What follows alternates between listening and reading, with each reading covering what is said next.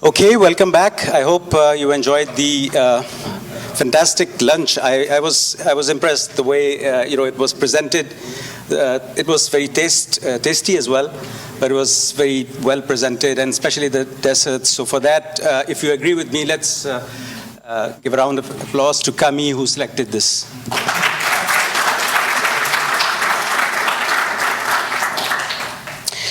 All right, so this session of ours, Business Cases with OAI, is a regular feature of our workshops now for the last 2 or 3 events. Traditionally, historically, OAI itself has had, has had jitters about speaking of commercialization, etc. Because people often ask us this question on our mailing list. Or writing to contact@OpenAirInterface.org about how whether OAI can be commercialized, and products based on OAI can be commercialized. And we obviously are not here to give any legal advice to people or to build their business plan for them. So what's great now over the years is that there are quite a number of small companies who have sprung from the OAI ecosystem, and they have found their markets, or they are, in the case of startups, obviously they are looking for their markets, testing different markets. We, at this workshop, at OAI workshops, we like to have these companies come in and speak about what they are doing, and what are the markets that they are addressing, plus how OAI is doing as a community, as an organization, in terms of serving them, helping them forward in their business.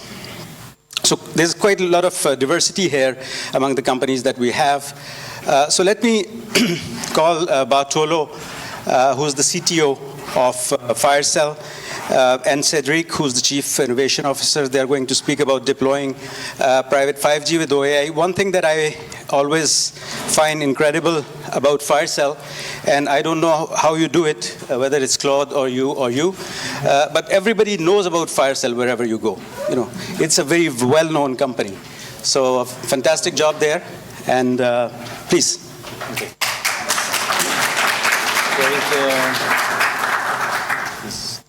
Okay, thank you, Irfan, for the introduction. Indeed, we are well known also thanks to Claude that as part of the marketing, we are doing a very great job, also in the deployment itself.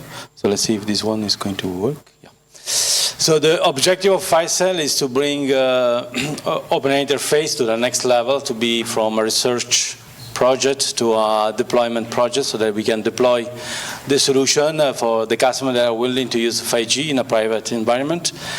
And so far we are doing a decent job, because we have a lot of customers, you will see from the next slides, that are actually using our solution based on OpenAirInterface on production. So they are either doing piloting, like ID Logistics. They did a pilot to understand and discover the 5G, how they can use it on their industry. We have FIV that is developing a receiver. They want to see how they will behave with the 5G on the industrial environment, and so on. So we have many use cases, and here we are going to present a couple of them and what has been done by Firecell in order to achieve those results. First of all, the idea of Firecell was also to create a single showstop where the customer can come to Firecell and buy all the necessary hardware and thing that they need for installing a 5G system. So they don't, like in Wi-Fi, they just go and they buy the access point. They can come to Firecell and they buy all the equipment that they need, from the antenna, the radio unit, the devices, the SIM card. So they can have everything from our shop, and it's very easy to buy. so that they can completely take the solution from our side. And we also have a number of partners that are system integrator that help us afterwards to install it and to design it with the customer, because of course it's not easy as it is today. Wi-Fi, so you need to have a radio planning, you need to start to do some small stuff that you are not used to do on the regular network in Wi-Fi. But we are working on making more and more easier so that it will become like Wi-Fi. So we have two gamut of projects today. We have Orion and Pegasus. We call it like that. The Orion is the kind of lab environment, so that it is for indoor. We have a small power, low power radio like the ORAN, VVDN, ORAN radio, or others that they can buy from our shop, but also the Etus USRP, so that for very small lab they can still use a very low power emission radio unit. But also we have Pegasus, where they can deploy multiple radio in a large environment. So we are covering some places where 1,000 of square meters outside. So that is where OpenAirInterface was not tested so far, and where we are bringing to all the testing and all the improvement to make it available, also OpenAirInterface for that kind of environment that is a little bit more challenging than that lab. Here we can see two examples. One is a campus where they install two radio units, one for outdoor coverage and one for indoor coverage. And for that one, we faced some challenge in terms of the fact that Endover was not yet there. So we work on Endover to make it working between multiple Genome B, also from different vendors. So we have interoperability also of the Endover in N2 so that we can make it possible between different vendors Genome B. And we have a large coverage on this campus so that they can use it for their customers that are traveling around this facility. The second use case is in Lyon. There is parking that is using robots to place the car inside the parking. And they are using Wi-Fi so far, and they are moving to 5G. And they are using our system, in fact, to validate that 5G is a valid solution to replace Wi-Fi, because it has larger coverage and more reliability for the use cases. And one of the areas where we have made some improvement was to introduce the quality of service management, thanks also to the help of the community. We start to introduce it in the core network, and we also develop part of it in the Genome B itself. So we see in the next slide all the contribution we are providing to OpenAirInterface in order to achieve all these results.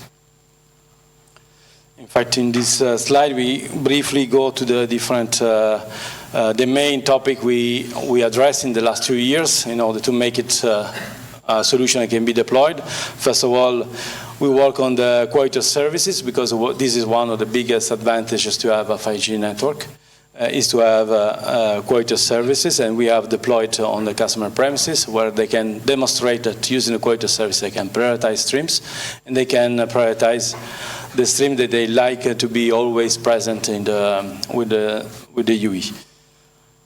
As I said before, we have to implement Endover, because in a real deployment, we don't have a single Genome B. We have multiple cells, we have multiple Genome B environment, and in this case, we are working also with third-party Genome B, so we need to have end-to-end over so that we can cover also use cases where not only OpenAirInterface Genome B are deployed, but also third-party Genome B are deployed.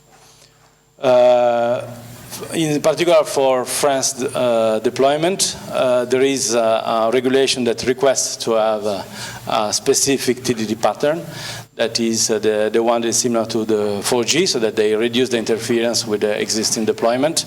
So we have implemented it, and we are already testing it in some customer premises, and I know that Eurocom is also using this contribution to deploy outside coverage with this TDD pattern. That is, in some places, it's mandatory to be applied. And we are working, finalizing the integration of a framework of logging that can make the logging more simple between all the components of the network, from the core network to the Genome B itself, so that a single aggregator, they can facilitate also the support, because part of the deployment is also to provide support of our customer and to enterprise support, efficient support, we need to have a system that can collect all the logs and give it to a single point where we can correlate the log, the events, what is happening, and better understanding what is happening in the network. That is mainly our contribution.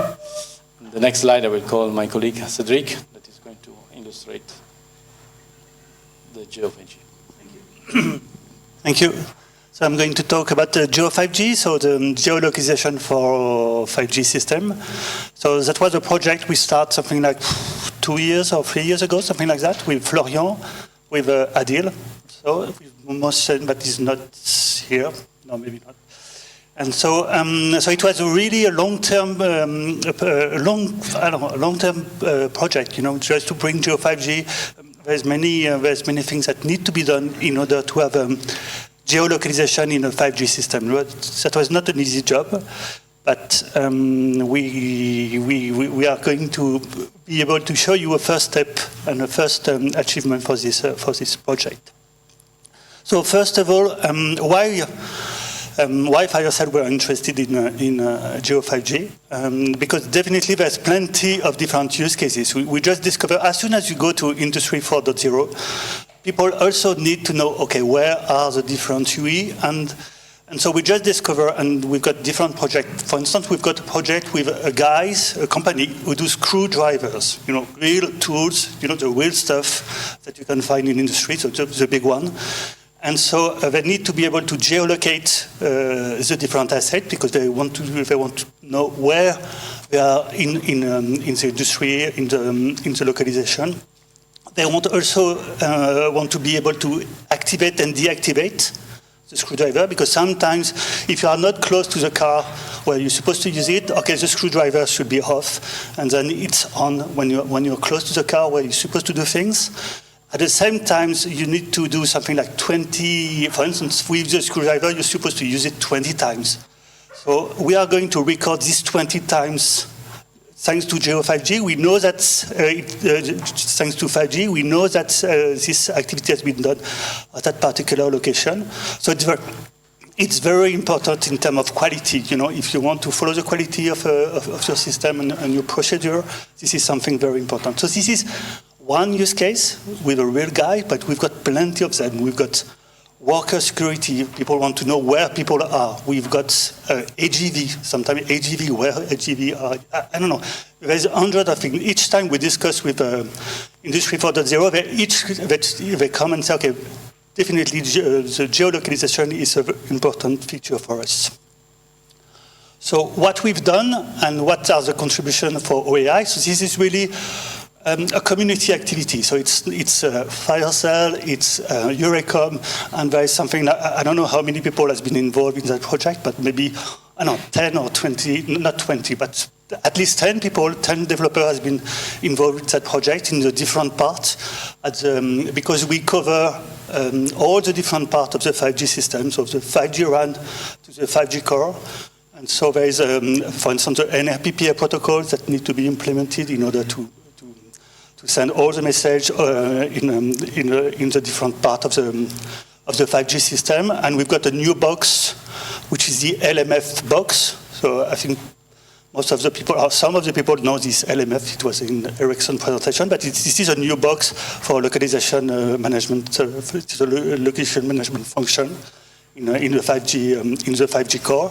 This one will aggregate all the information and then make it the localization of one UE available. So you will be able, for instance, to have this kind of scenario. Okay, I want to locate one UE.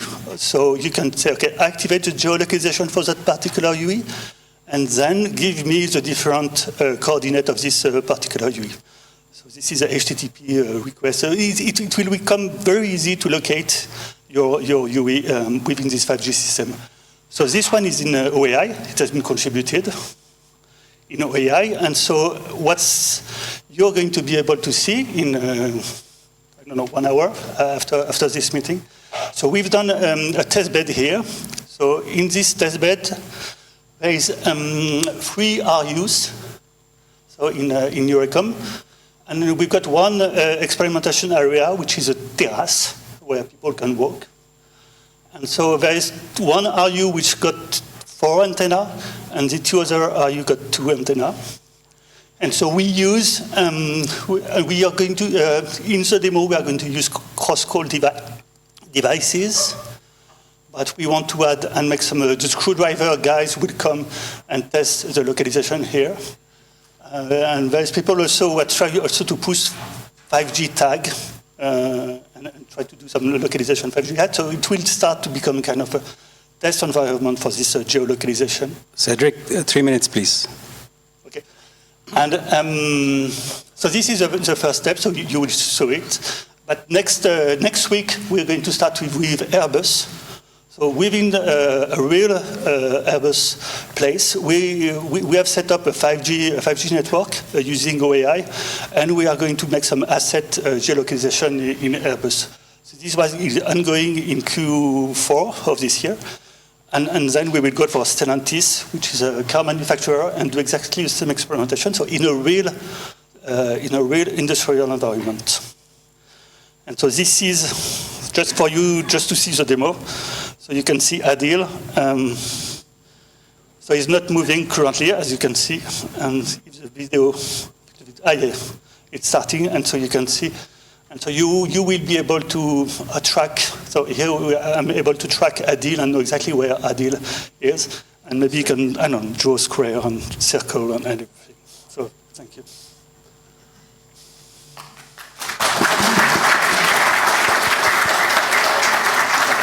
Thanks very much. We have time for one quick question. I have one question. You spoke about outdoor. And you said that, there were some challenges there. What? Could you say a word about that, please? Oh. Well, yes, what we identify when we deploy on the outdoor field is that the result we obtain outdoor, real outdoor, with antenna and so on, the result was completely different from what we have in the lab with the simulations. And we have many challenges, especially because most of the time we don't have line of sight and so on. So there is a lot of challenge we face when we are outdoor, and also the building and all the stuff that you can find in outdoor coverage is limiting the power of the transmission, and also in the reception part or the equalization part, the channel estimation is challenging. So it is completely different what you can observe on the